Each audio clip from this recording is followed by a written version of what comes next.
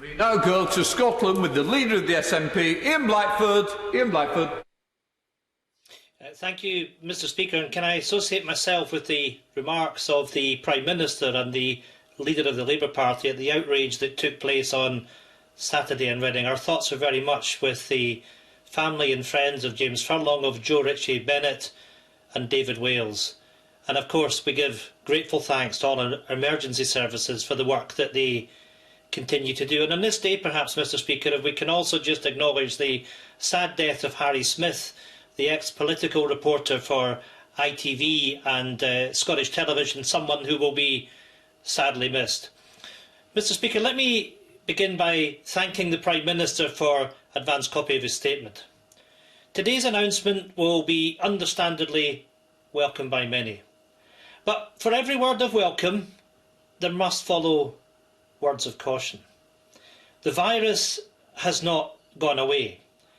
The margins for ensuring the virus does not take off again remain tight. Keeping people safe remains the first priority. We cannot put a price on human life. China and Germany are right now dealing with spikes in cases as a result of significant outbreaks. Health officials in South Korea have said they think the country is now experiencing a second wave. A similar experience here would amount to not just a health disaster, but an economic disaster. It would wipe out all the hard-won progress, all the self-sacrifice over recent months. It is vital that our collective efforts remain focused on preventing the disaster of a second spike. We must remain cautious too, because the public are now well used to hearing grand announcements from this Prime Minister, only for a U-turn to follow days or weeks later. Not only has this UK government wasted precious time on introducing a botched test and trace system, but they've wasted millions of taxpayers' money in the process too. Mr Speaker, that is why it is essential that the next steps are solely directed by the science rather than by political pressures.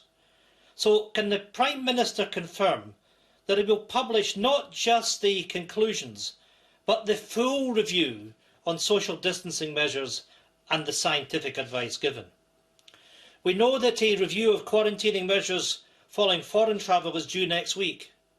Will the Prime Minister confirm that the introduction of any air bridges will be based on public health assessments, not economic assessments? And can he also confirm that the devolved governments will be closely involved and party to any arrangements with any country on air bridges? And finally, Mr Speaker, to maintain full clarity, will the Prime Minister reaffirm that the announcements that he is making today are solely for England, and that the citizens of Northern Ireland, of Wales and Scotland should continue to follow public health advice from their own governments?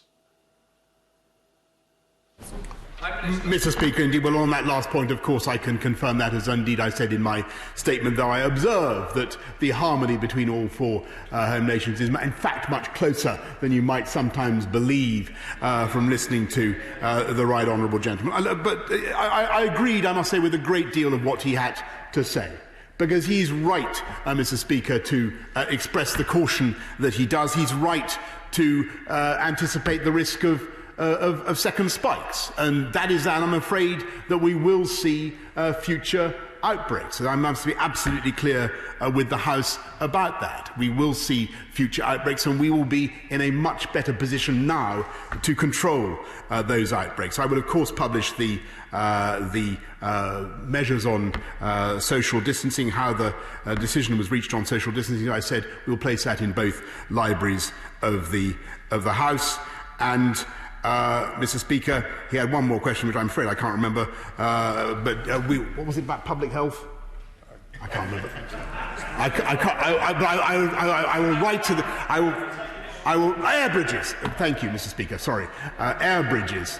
He asked an important question about air bridges, and we will ensure that, of course, the devolved administrations are kept in close contact as we develop our plans, and they will be based. Our plans for quarantine will be based, of course, entirely, as he rightly suggests, on public health.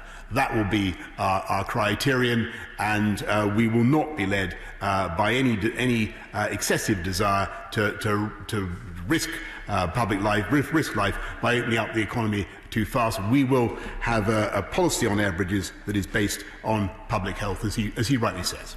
Bill Clark. Thank you, Mr. Speaker. I very much welcome